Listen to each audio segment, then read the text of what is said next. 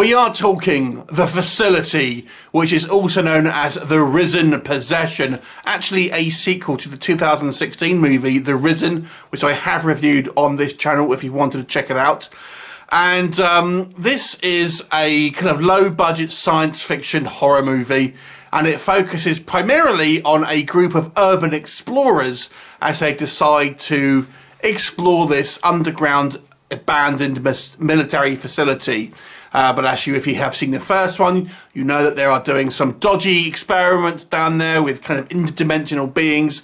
They are pursued by a group of mercenaries to try and kind of obviously get them out, and quite literally all hell breaks loose. Does it sound? It sounds pretty good.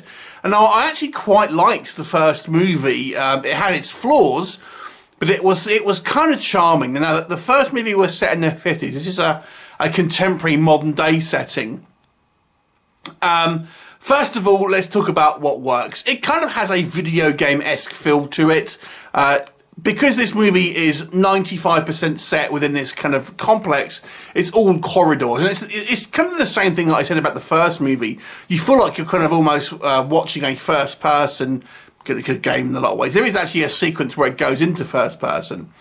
So those of you who like kind of first-person shooters, you may be intrigued by this. The monsters are particularly kind of like gooey. I think they're not quite as impressive as the first film, if you ask me.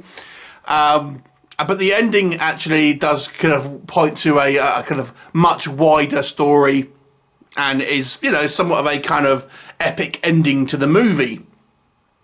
But I'm going to tell you, this movie was hard to sit through. I actually quite enjoyed the first movie. I gave it a 6 out of 10. But to be honest with you, this second film fails on nearly every level that the first movie succeeded on. Even though that wasn't, you know, 6 out of 10. I enjoyed it, but it wasn't fantastic. This movie is convoluted mess of a story, where it keeps on trying to tie in our kind of current characters with events from the past, and it just is a mess. There's a mess narratively. Couple that with some piss poor acting from some of the actors. Not everyone, I will say that, but there are some truly overacting performances within the film. As I've mentioned, it's very, very much like the first film in regards to its style. It's lots of kind of like walking around corridors, but to be honest, it's less impressive in this film. At least in the first film, you had memorable characters. Here, everyone is bland AF. You kind of don't really get to see the monsters as much in this film as the first one. Even though there probably is a little bit more kind of gunplay within this movie, it's just not as interesting. And one of the critiques that I had of the first film, it's just kind of, it just goes through the same thing over and over again.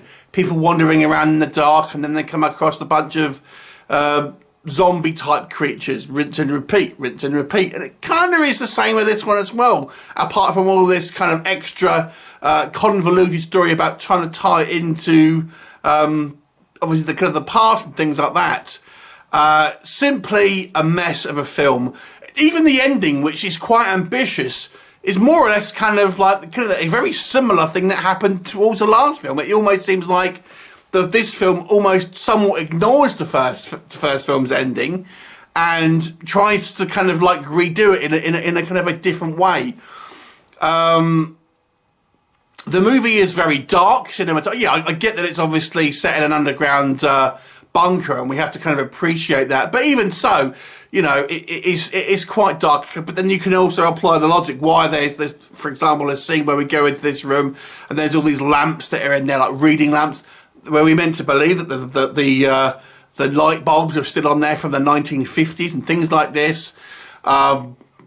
To be honest with you, there's very little to recommend this movie. I actually found it incredibly hard to sit through. It was nowhere near as interesting as the first movie. And they tried to expand on, I think, what they'd done in the first film, but unfortunately failed on nearly every level here. There's some good ideas, I will say that. I do think there is a solid idea here, but I think it was, because it's kind of a very similar story in a lot of ways to the kind of it's innocent people trying to escape this labyrinth of underground mazes, fighting monsters. The circumstances of what they're there are different, but other than that, it's kind of the same thing. But you know, the first film, it had a unique kind of 50s kind of upper class kind of British feel to it, where everyone was kind of chipper and, you know, and polite and things.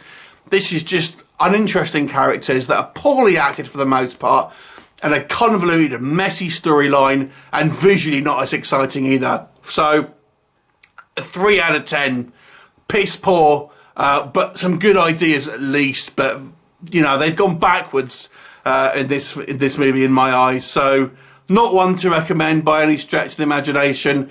Have you seen the first film? Will we watch the second film? Please do leave me a comment, and I shall look forward to seeing you next time. Bye for now.